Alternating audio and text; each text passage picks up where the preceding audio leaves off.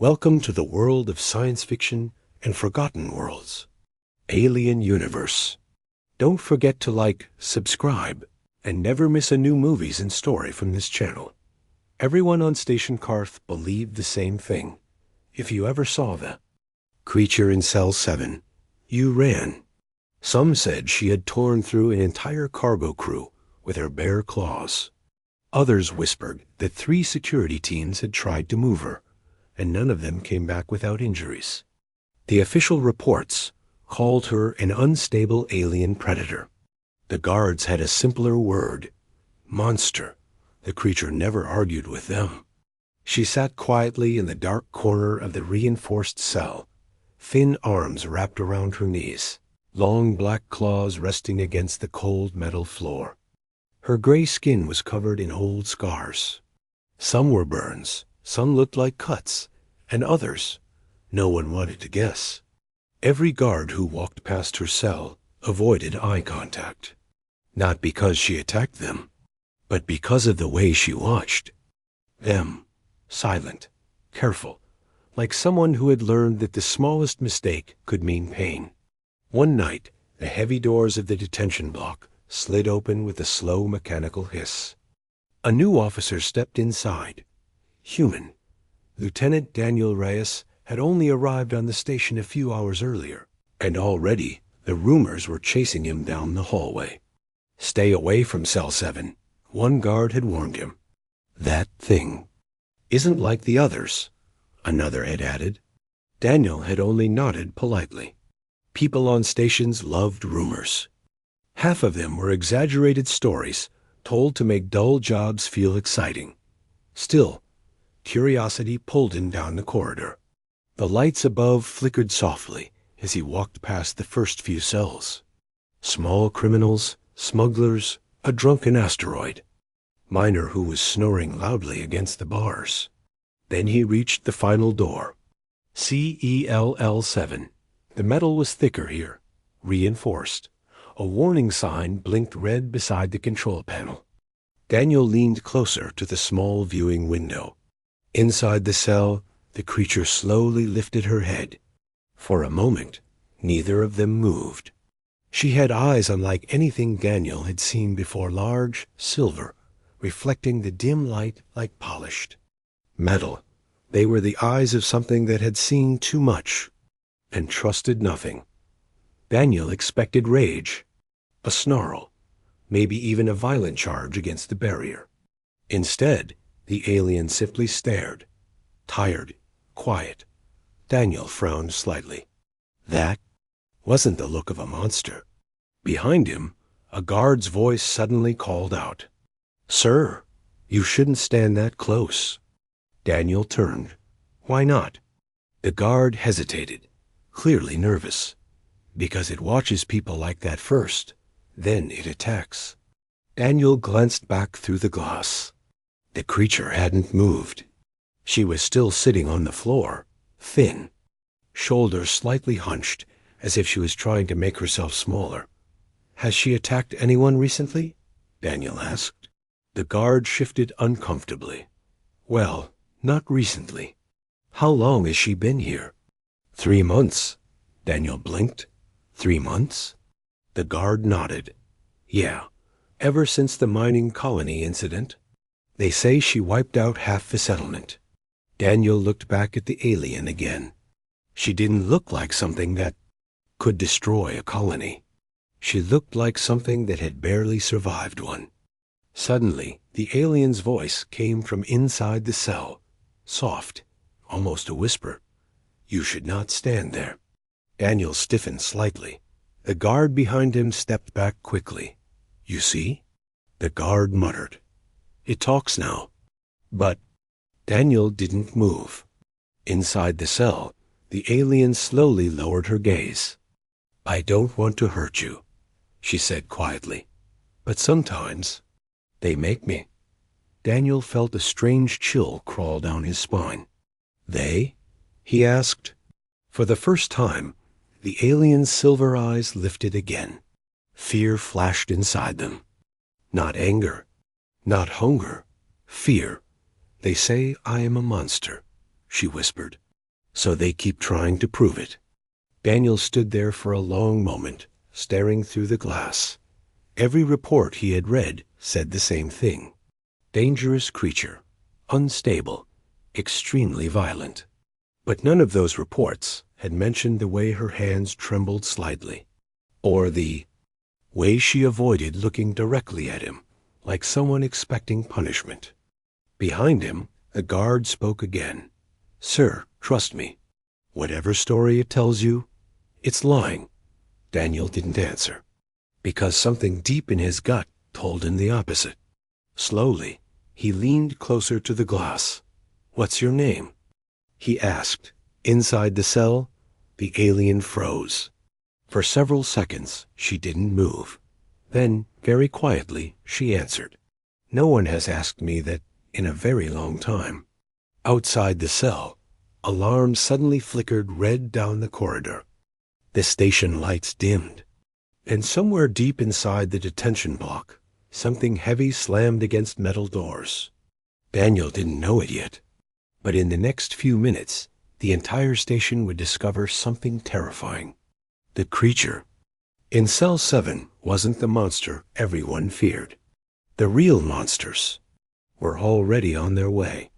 The alarms kept flashing red across the detention corridor. A deep metallic clang echoed through the station, followed by another violent crash. Somewhere far below, the guard beside Daniel grabbed his communicator. "Control, what's happening down there?" he asked quickly. Only static answered. Then a distant scream cut through the hallway. The guard's face turned pale. That came from security level 3. Daniel straightened. Something was very wrong. Behind the reinforced glass, the alien in Cell 7 slowly stood up. Her movements were careful, almost nervous, as if she was afraid of being seen standing. "They are here," she whispered. Daniel looked back at her. "Who?" "Her." Silver eyes flicked toward the corridor lights that were still flashing. "The hunters." Another violent bang shook the hallway. The lights flickered harder this time, and somewhere nearby, a door alarm started blaring. The guard backed away from the cell. "Sir, we need to leave this block. If prisoners start breaking loose." Daniel raised a hand for silence. Inside the cell, the alien had moved closer to the glass. For the first time, Daniel could see how thin she really was. Her ribs pressed against the gray skin of her chest, and the scars across her arms looked older than anyone had realized. "You know what's happening," Daniel said calmly. She nodded once. "They came for me." The guard let out a nervous laugh. "Great. So her friends are here now?" The alien shook her head slowly. "No," she whispered. "They are the ones who made me this way." Daniel felt a chill run through his body. Before he could ask anything else, a loud explosion echoed through the lower levels of the station. The floor vibrated beneath their feet. The detention corridor lights suddenly went dark. For a moment, everything was silent. Then emergency lights flickered on, painting the hallway in a dim red glow. Daniel looked down the corridor. The heavy blast doors at the far end were slowly bending inward, metal groaning like it was being crushed by something enormous on the other side. The guard stepped back in horror. What the hell could do that? Inside the cell, the alien whispered something Daniel barely heard. "They found me." The metal doors at the end of the hallway suddenly ripped open. Not exploded. Ripped. A massive claw punched through the steel like it was paper. The door twisted violently, tearing away from its frame. A creature stepped through the opening. It was twice the size of the alien in Cell 7. Its body was thick with armored plates, and its glowing eyes scanned the corridor like a predator searching for prey. The guard immediately raised his rifle. His hands were shaking. "Oh no. Oh no." The creature turned its head slowly toward them. Then it smiled. A deep, horrible sound echoed from its throat. Inside the cell, the alien pressed her hand against the glass. You must let me out, she said quickly. The guard spun toward Daniel. Are you insane? That thing will kill us. Daniel looked from the giant creature slowly walking down the hallway to the terrified alien behind the glass. Her hand was trembling, not with rage, with fear. They are not hunting you, she whispered urgently. They are hunting me. The creature at the end of the corridor let out a low growl as it began moving. Faster. Daniel had only seconds to decide. Trust the monster everyone feared, or face the one already coming for them. The creature at the end of the corridor began moving faster. Each step shook the metal floor, its heavy claws scraping against the walls, as if the station itself were too small to contain it. The guard raised his rifle, breathing hard. Sir, we have to fall back. That thing will tear us apart. Daniel didn't move. His eyes shifted between the armored monster approaching down the hallway and the alien inside cell 7. She wasn't looking at the creature. She was looking at the floor, like someone who already knew how this story usually ended. Please, she whispered. You must decide quickly. A guard shouted, Don't listen to it. That thing wiped out a colony. The creature down. The corridor roared, its voice deep and unnatural. The sound echoed through the detention block like thunder. Emergency lights flickered violently as it slammed one claw into the wall, tearing away a strip of metal. It was getting closer. Daniel turned back toward the cell door controls. Sir, the guard yelled, you open that cell and we're dead. Daniel stared through the glass one last time. What happens if I don't? He asked quietly. The alien finally looked at him. Her silver eyes were filled with something Daniel had not expected. Resignation. Then they will take me, she said softly, and they will kill everyone who tried to stop them. The creature was halfway down the corridor now. Its glowing eyes locked onto cell 7. Daniel exhaled slowly. Then he pressed the release button. The guard shouted in shock. You just opened the monster's cage. The reinforced locks clicked open with a heavy metallic sound. The cell door slid aside. For a moment, the alien didn't move. She stepped out slowly, as if expecting someone to strike her the moment she crossed the doorway. Daniel noticed something strange immediately. Up close, she was even smaller than he thought. Her shoulders were narrow, and the scars across her arms looked painfully old. One of her legs moved slightly stiffly, like it had once been broken. This was not a creature built for war. The monster at the end of the corridor roared again when it saw her. The sound was almost excited. The alien's entire body tensed. They trained it to hunt me, she whispered. The guard backed away, rifle shaking in his hands. I knew it. They're the same species. The alien shook her head quickly. No, she said. That thing is what they wanted me to become. The massive creature suddenly lunged forward, sprinting down the hallway with terrifying speed. Daniel barely had time to react, but the alien moved first. She stepped in front of him. For a brief second, Daniel thought she might attack him. Instead, she spread her arms slightly, placing herself between the humans and the charging monster. The creature roared louder, its claws tearing sparks from the metal floor. The guard screamed, We're dead. But the alien didn't run. Her silver eyes narrowed, and for the first time, Daniel saw something change inside them. Not fear. Something older. Something stronger. She whispered one quiet sentence. I survived. Them once. Then she stepped forward to face the monster. The monster slammed into the corridor like a living tank. Its armored claws tore deep lines into the metal floor as it rushed forward. Its glowing eyes locked onto the smaller alien standing in front of Daniel. The guard behind them fired his rifle in panic. Bright energy shots struck the creatures. Thick armor and bounced off like sparks hitting stone. The monster barely noticed. It kept coming. Daniel grabbed the guard's arm. "Stop wasting ammo." But the guard was shaking too badly to listen. The alien in front of them took a slow step forward. Her thin frame looked fragile compared to the massive hunter charging toward her. Yet she didn't run. She didn't even raise her claws. Instead, she spoke. One quiet word in a language Daniel had never heard before. The effect was instant. The giant creature suddenly skidded to a halt. Its claws screeched against the floor as it stopped only a few meters away. The monster's glowing eyes flickered as it stared at her. Confused, the alien lowered her head slightly. Her voice trembled, but she spoke again in the same strange language. The monster growled in response. It wasn't a mindless roar this time. It sounded like an answer. The guard stared in disbelief. "They're talking?" Daniel slowly lowered his weapon. Something about the situation felt completely wrong. The alien turned her head slightly toward him. "They made us to hunt," she said quietly, "not to live." Daniel frowned. "What do you mean?" Before she could answer, the monster suddenly roared again. But this time, the sound was different.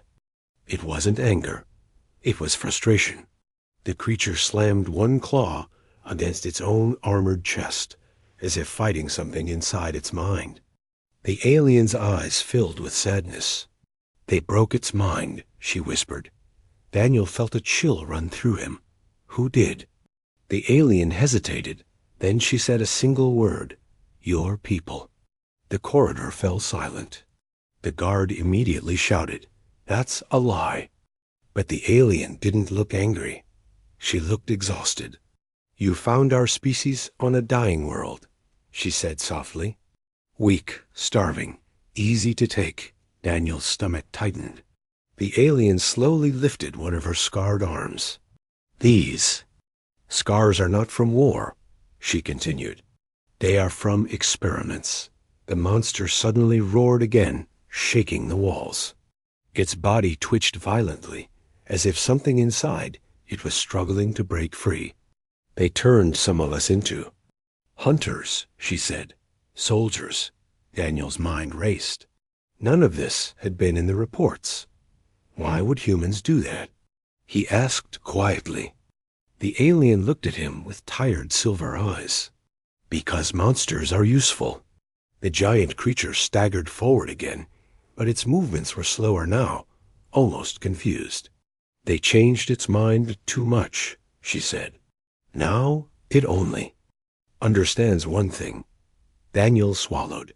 "Hunting you?" She nodded. "Yes." The guard stepped closer to Daniel, whispering urgently, "Sir, we should terminate both of them right now." Daniel didn't answer, because something had just clicked inside his head. 3 months ago, a mining colony had been destroyed. Official reports blamed a violent alien attack. But what if that report had been wrong? Daniel looked at the alien again. "Did you destroy that colony?" he asked. Her eyes widened slightly. Then she shook her head. "I escaped from the laboratory there." Daniel felt his chest tighten, and the hunters followed. Behind her, the massive creature let out another painful roar. Its claws dug into the metal floor as it struggled forward.